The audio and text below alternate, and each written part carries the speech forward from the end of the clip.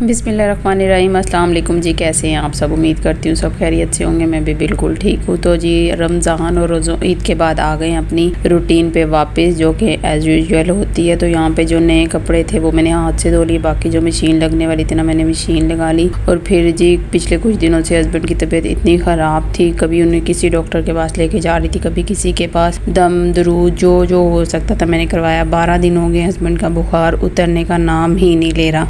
पहले बेटी को कान पेड़े थे वो ठीक हुए, तो फिर जी हस्बैंड को हो गए थे, ईद पे हुए थे। तो मैंने कहा शायद उसकी वजह से ही फ़ीवर हो रहा है, लेकिन फिर जब टेस्ट करवाया तो उनका ना मलेरिया का डायग्नोस हुआ है। तो अब उसकी मेडिसिन खा रहे हैं, लेकिन वीकनेस की वजह से इतना वो ना तंग हो रहे हैं खुद भी, और मुझे भी तंग करें और बच्चों की तरह तंग करें। छोटे बच्चे होते हैं ना, उन्हें बंदा ज़बरदस्ती कुछ ना कुछ खिला के और मेडिसिन वगैरह दे देता है, लेकिन बड़ों के साथ बंदा ऐसा कुछ भी नहीं कर सकता। तो यहाँ पे मैं उन्हें कह रही थी कि आप ना कुछ खा लो, ले वो कही नहीं मेरा दिल नहीं कर रहा, मेरा दिल नहीं कर रहा। फिर मैंने बच्चों को साथ बिठाया, उन्हें भी कुछ दिया, बच्चों को भी दिया। मैंने कहा बच्चे साथ खाएंगे ना, फिर आप खाना।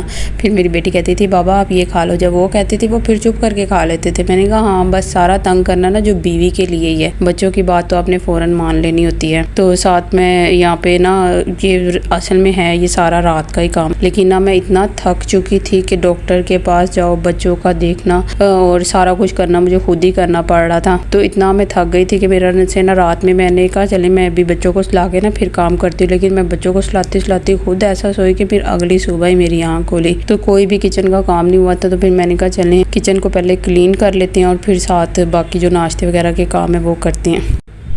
तो बच्चे वगैरह भी उठ चुके थे, तो यहाँ पे मैंने ना अशना को साथ किचन में बिठाया हुआ था और साथ साथ मैं उसे नाश्ता करवा रही थी और साथ में बाकी काम कर रही थी। तो वो उसके भी स्कूल का टाइम हो रहा था। तो पहले ना हस्बैंड जब इनकी तबीयत ठीक थी तो ये बच्चों को खुद ही स्कूल छोड़ाते थे। इतनी सहूलत होती है, हस्बैंड चाहे जैसे भी हो ना उनका इतना सहारा होता है। इतने वो काम देख लेते थे कि जो अब मुझे खुद देखने पड़ रहे हैं ना। आजकल तो मैं इतनी अपसेट हुई हूँ कि बच्चों को स्कूल भी छोड़ के आओ, ऑफिस भी खुद आना जाना, तो बहुत ही ना मैं आजकल तंग हो रही हूँ। वरना उनके साथ आराम से बाइक पे बैठे चले गए, और अब जब स्टॉप तक भी खुद जाना पड़ रहा है तो पता लग जाता है भाई ऐसे ही होता है। कदर बंदे की ना जब बंदा थोड़ा बीमार होता है या वो आपकी काम रूटीन से हट रहे होते हैं ना, तब भी अगले की कदर आती है। और अल्हम्दुलिल्लाह हस्बैंड चाहे जैसे भी हों, कदर तो मुझे उनकी है, और जैसे भी क्या हो अल्हम्दुलिल्लाह बहुत अच्छे हैं और बहुत से लोगों से अच्छे हैं। और बस जी यहाँ पे बातों बातों में मेरा किचन भी क्लीन हो चुका है, और यहाँ पे हस्बैंड सो रहे थे इसलिए मैंने लाइट वगैरह ऑन नहीं की, तो मैंने कमरे की भी ना क्लीनिंग कर ली थी। तो इसलिए यहाँ के मैंने क्लिप्स ज़्यादा रिकॉर्ड नहीं की, और फिर जो एज़ यूजुअल